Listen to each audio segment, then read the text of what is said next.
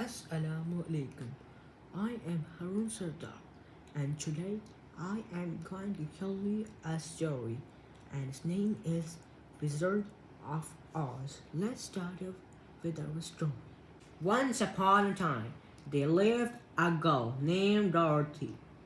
Dorothy lived in a little farmhouse in the middle of Kansas. She lived there with her uncle Henry and Aunt Anne. Uncle Henry was a farmer. The farmhouse was small. There was four walls, a floor, and a roof, which made just one room. In this room, there was a place to wash things and a place to cook food.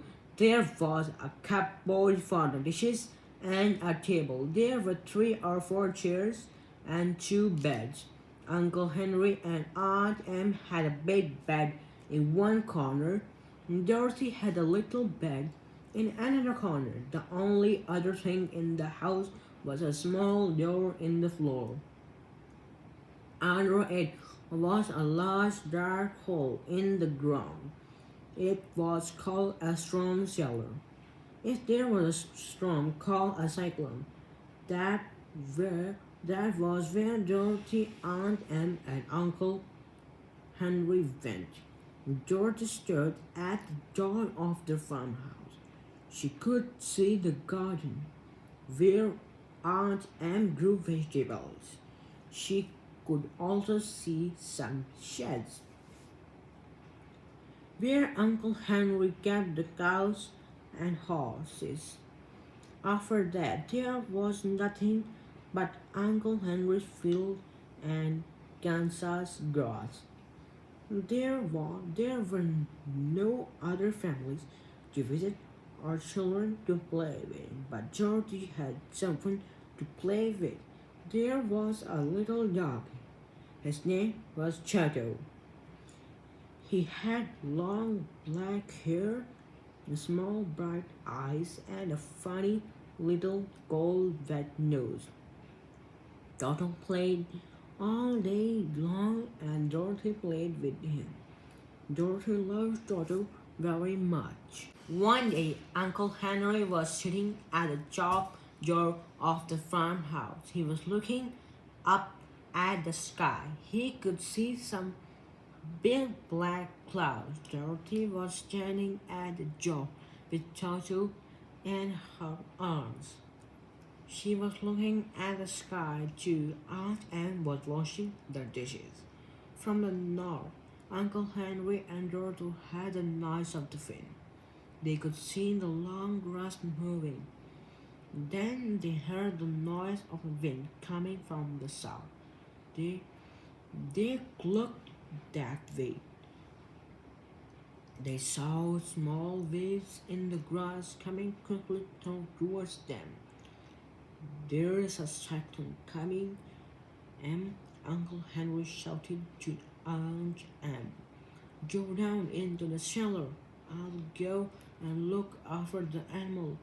He ran towards the sheds. Aunt Em stopped work. She came to the door. Quick, Dorothy, she said. Toto jumped out of Dorothy's arm. He did not like going into the storm cellar. He ran and hid under the bed. The little girl went to get him. Aunt Anne climbed down into the dark cellar. Dorothy caught Chato and turned to follow. She ran towards the cellar door. She heard the wind making a very loud noise. The house shook. Dorothy fell over. Then a very strange thing happened. The house moved. It turned round 2 or 3 times. Then it rose slowly into the air. It felt like we are going up in a balloon, thought Dorothy. What was happening? Well, the north and south wind meet where the house stood. The house was at the center of a cyclone. In the middle of a cyclone, the air is still, but the wind rushes round and round. On the outside, outside. The cyclone lifted the little house. The house went up and up until it was high in the sky. The cyclone carried the house far, far away. It was dark and noisy inside the house. Toto did not like it. He ran about the room, barking loudly. But Dorothy found she was riding along quite easily. She just sat still on the floor. She waited to see what would happen once Toto got to her the cellar door. It, it was still open. He felt out. At first, the little girl thought she had lost him, but soon she saw one of his hair sticking up out the hole. The cyclone was keeping Jojo but by the ear and pulling him in. And then she closed the cellar door tight. Hour after hour passed, Dorothy began to feel less frightened. She went and lay down on her bed. Toto followed and lay down beside her. Toto closed her eyes. Soon they were both asleep. The house hit the ground. Toto was frightened. He put his cold little nose into Dorothy's face. Dorothy woke up. The little girl saw that the house was not moving anymore. Everything was quiet. Bright sunshine was coming through the window. It filled the little house with golden light. Dorothy jumped from her bed and ran to open the door. There she gave a cry of surprise. When she looked out, she could see that the house was not in Kansas. Also standing at the door were some strange looking people. There were three men and a woman. They looked quite old, but they were not taller than Dorothy. The men were dressed in blue clothes. The woman was dressed in white. They all had pointed hats on their head. When they saw Dorothy, they whispered to one another. They looked frightened.